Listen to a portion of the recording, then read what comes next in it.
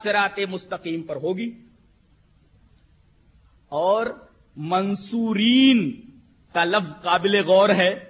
اللہ کی نصرت و تائید اس جماعت کے ساتھ ہوگی. ایک اہل حدیث اگر کسی گلی میں موجود ہو چند سالوں کے اندر ایک جماعت بن جاتی ہے. یہ اللہ کی نصرت و تائید نہیں تو اور کیا ہے؟ ایک اہل حدیث کسی گلی میں موجود ہو, کسی محلے میں موجود ہو, اللہ کی نصرت و تائید دیکھیے کہ پوری جماعت بنا لیتا ہے. مخالفین خوف سے کانپتے رہتے. ان کے پروپیگنڈے, ان کی گالیاں اس بات کی دلیل ہے کہ ان کے پاس ان سے لڑنے کے لیے دلائل نہیں ہے. کہیں میں نے پڑھا تھا ماڈرن دور میں گالیاں, آگے سائن آف انٹروگیشن ہے, سائن آف انٹروگیشن, ماڈرن دور میں گالیاں کس کو بولتے ہیں؟ جواب دیتا ہے تمام دلائل کے خاتمے کا اعلان. یہ ماڈرن دور میں گالیاں, یہ قاسمی صاحب کا جواب ہے. یعنی جو آدمی گالیوں پر اتر آئے دلیل ہے اس بات کی کہ اس کے پاس دلائل ختم ہو چکے ہیں. ماڈرن دور میں گالیاں, جواب تمام دلائل کے خاتمے کا اعلان. تو ایک محلے میں اگر کوئی اہل حدیث ہو, اللہ تبارک و تعالی کی نصرت و تائید اس کے ساتھ ہوتی ہے. ایک رہتا ہے پوری جماعت بنا لیتا ہے. اگلا ٹکڑا دیکھیے, لا یضرہم من خالفہم. اس ٹکڑے سے دو باتیں معلوم ہوئی, بلکہ یہ کہہ لو کہ تین باتیں معلوم ہوئی. ایک تو یہ کہ ان سے مخالفت لوگ کرتے ہی رہیں گے, ان سے جھگڑا ہوتا ہی رہے گا, اور یہ برابر جھگڑتے رہیں گے. جہاں دیکھو لڑ رہے ہیں, جہاں دیکھو دلائل پیش کر رہے ہیں اور جھگڑا ہو رہا ہے. یہ حدیث پاک بتا رہی ہے کہ یہ برابر جھگڑتے رہیں گے اور مخالفت برابر ہوگی. چپ ہو جائے تو مخالفت کا سوال ہی پیدا نہیں ہوتا. یہ لفظ بتا رہا ہے من خالفہم کا کہ یہ چپ نہیں بیٹھیں گے, جھگڑا کرتے رہیں گے, مخالفت ہوتی رہے گی. پہلی بات یہ معلوم ہوئی کہ یہ چپ نہیں بیٹھنے والے. مخالفت ہوگی کیوں؟ اس لیے کہ چپ چاپ نہیں بیٹھیں گے, بولتے رہیں گے, اور جب بولیں گے تو مخالفت ہوگی. اور حدیث پاک بتا رہی ہے مخالفت ہوگی, لیکن مخالفت کا کوئی اثر اس جماعت کے اوپر نہیں ہوگا. لا یضرہم. کون لوگ ان کو نقصان نہیں پہنچا سکتے؟ من یضرو کا فاعل ہے. جو ان کی مخالفت کریں گے کسی بھی میدان میں ان کو تکلیف نہیں پہنچا سکتے. چاہے وہ دلائل کا میدان ہو, تکلیف نہیں پہنچا سکتے. یہ بھی ایک نقطہ نکلا اس حدیث پاک سے. دلائل لے کر کے بیٹھیں گے تو ان کے پاس لچر پوچھ اور باطل دلائل کے سوا اور کوئی بات نہیں ہوگی. ایک نقطہ اور یہاں بتا دوں, قرآن حکیم میں کہیں بھی دلیل کا مطالبہ نہیں ہے. ایک نقطہ ہے یہ, قرآن حکیم دلیل کا مطالبہ نہیں کرتا, برہان کا مطالبہ کرتا ہے, سلطان کا مطالبہ کرتا ہے. اسی وجہ سے قرآن حکیم میں کہیں یہ نہیں کہا گیا فاتو بدلیل, ایسا نہیں کہا گیا دلیل لاؤ, بلکہ کہا گیا فاتو برہانکم ان کنتم صادقین, برہان لاؤ. اور کہیں کہا گیا ہؤلاء قوم اتخذوا من دونی آلیہ لولا یاتون علیہم بسلطان بین. کیا بات ہے, قرآن حکیم دلیل کا مطالبہ نہیں کرتا, فاتو بدلیل, دلیل لاؤ. دلیل تو سب کے پاس ہوتی ہے, قرآن کہتا ہے. ارے دلیل تو بریلوی کے پاس بھی ہے, دلیل تو دیوبندی کے پاس بھی ہے, دلیل تو قادیانی کے پاس بھی ہے, دلیل تو ہندوؤں کے پاس بھی ہے, دلیل تو عیسائیوں کے پاس بھی ہے, دلیل تو یہودیوں کے پاس ہے. قرآن حکیم کہتا ہے دلیل دو, ایسا نہیں بولتا, بلکہ یہ کہتا برہان لاؤ. برہان کسے بولتے معلوم ہے؟ قاسمی صاحب کو اس کی ہوا بھی نہیں لگی ہوگی, ان کی معلومات میں اضافے کے لیے بول رہا ہوں. برہان کہتے ہیں سورج کی وہ روشنی, سورج کی وہ شعاعیں جو سورج کے قریب ہوں. عربی میں وہ کہہ سکتے ہیں اشعۃ الشمس التی تقرب الشمس.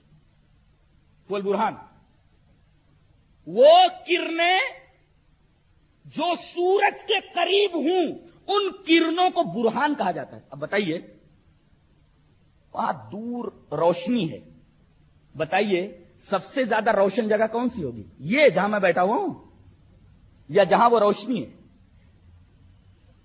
اس کا مطلب جہاں روشنی ہے وہاں کے اطراف و جوانب زیادہ روشن ہوں گے, اور جیسے جیسے فاصلہ بڑھتا جائے گا روشنی کم ہوتی جائے گی. اس کا مطلب قرآن حکیم کہتا ہے ایسی دلیل لاؤ کہ بات بالکل واضح ہو جائے، جیسے سورج کی وہ کرنیں جو سورج کے قریب رہتی ہیں ان کے دائرے میں اگر کوئی چیز آ جائے تو بالکل روشن ہو جاتی ہے، ایسی دلیل لاؤ۔ فاتو برہانکم ان کنتم صادقین، یہ ہے برہان کا مطلب۔ آؤ سلطان کا مطلب سمجھاتا ہوں۔ قرآن حکیم شرک کے بارے میں کہتا ہے ہؤلاء قوم اتخذوا من دونہ آلیہ۔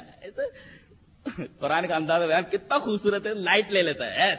ہؤلاء قوم اتخذوا من دونہ آلیہ، یہ انہوں نے اللہ کے علاوہ معبود بنا لیے۔ ہؤلاء قوم اتخذوا، یہ ہماری قوم جس نے اللہ کے علاوہ معبود بنا لیے ہیں۔ اچھا، لولا یاتون علیہم بسلطان بین، یہ اپنے اس موقف کے اوپر، شرک کے اوپر سلطان بین کیوں نہیں لاتے؟ سلطان الگ ہے، بین الگ ہے، دونوں کا مفہوم سمجھا دوں پھر آگے بڑھتا ہوں۔ سلطان کا لفظ بنا ہے سین لام توئے سے۔ ایسی دلیل دو کہ آدمی کے ذہن کے اوپر مسلط ہو جائے، آدمی کے دل کے اوپر مسلط ہو جائے، سامنے والا چپ ہو جائے، ذہن خاموش ہو جائے، دل خاموش ہو جائے، اس کو کہتے ہیں سلطان۔ سامنے والے کے پاس جواب نہ رہ جائے، اس کو کہتے ہیں سلطان، یعنی دلیل مسلط ہو جائے، ذہن کے اوپر، دل کے اوپر مسلط ہو جائے، دل کے اوپر اس دلیل کا قبضہ، دماغ کے اوپر اس دلیل کا قبضہ، کہ سامنے والا وہ دلیل سننے کے بعد چپ ہو جائے، ایسی دلیل کو سلطان کہتے ہیں۔ اچھا، بین لا کہہ کر قرآن کیا کہتا ہے؟ قرآن کہتا ہے کہ کچھ قاسمی ایسے ہوں گے جو دلیل کو لپیٹ کر کے پیش کریں گے، تھوڑی دیر کے لیے عقل حیران رہ جائے گی، کیا ہے یہ؟ اگر کمپلیکیشن ہو دلیل میں تب بھی تھوڑی دیر کے لیے عقل حیران رہ جاتی ہے، خاموش ہو جاتا ہے دل، خاموش ہو جاتا ہے دماغ۔ قرآن حکیم کہتا ہے ایسی دلیل نہیں چاہیے جس کے اندر کمپلیکیشن ہو، الجھا ہو، بلکہ دلیل ایسی ہو، سلطان ہو اور بالکل واضح ہو، کمپلیکیشن نہیں ہونا چاہیے کہ اس کمپلیکیشن کی وجہ سے عقل حیران رہ جائے اور دل تھوڑی دیر کے لیے سکتے میں آ جائے۔ نہیں، دلیل بالکل واضح ہو، سلطان ہو اور بین ہو۔ ہؤلاء قوم اتخذوا من دونہ آلہہ لولا یاتون علیہم بسلطان بین۔ تو میں یہ کہہ رہا تھا کہ قرآن حکیم دلیل کا مطالبہ نہیں کرتا، قرآن حکیم سلطان کا مطالبہ کرتا ہے، وہ بھی سلطان بین کا مطالبہ کرتا ہے۔ قرآن حکیم برہان کا مطالبہ کرتا ہے۔ یہ سلطان کا مطالبہ اور یہ برہان کا مطالبہ اس بات کی طرف مشیر ہے، اس بات کی طرف اشارہ کر رہا ہے کہ دلیلیں تو سب کے پاس ہوتی ہیں، دلیلیں ایسی لاؤ جو مضبوط ہوں، جس دلیل کو توڑا نہ جا سکے، جس دلیل کا جواب نہ دیا جا سکے، وہ دلیل پیش کرو۔ اب بتاؤ یہ دلیل اہل حدیثوں کے علاوہ اور کہاں ہے؟ ایسے دلائل جن کا جواب نہ دیا جا سکے، ایسے دلائل صرف اہل حدیثوں کے پاس ہیں۔ تم کہتے ہو ہمارے پاس دلائل ہیں، ہم کہتے ہیں وہ سب ضعیف ہیں۔ جب ضعیف ہے تو سلطان نہیں ہوئے، اگر ضعیف ہیں تو وہ برہان نہیں ہوئے، لہذا تمہاری دلیلیں کس کام کی؟ قرآن حکیم ایسی دلیل کو لات مارتا ہے، احادیث ایسے دلائل کو کہتی ہیں کہ ردی کی ٹوکری میں ڈال دو۔ لیکن مطالبہ دلیل کا نہیں، مطالبہ سلطان بین کا ہے اور مطالبہ برہان کا ہے۔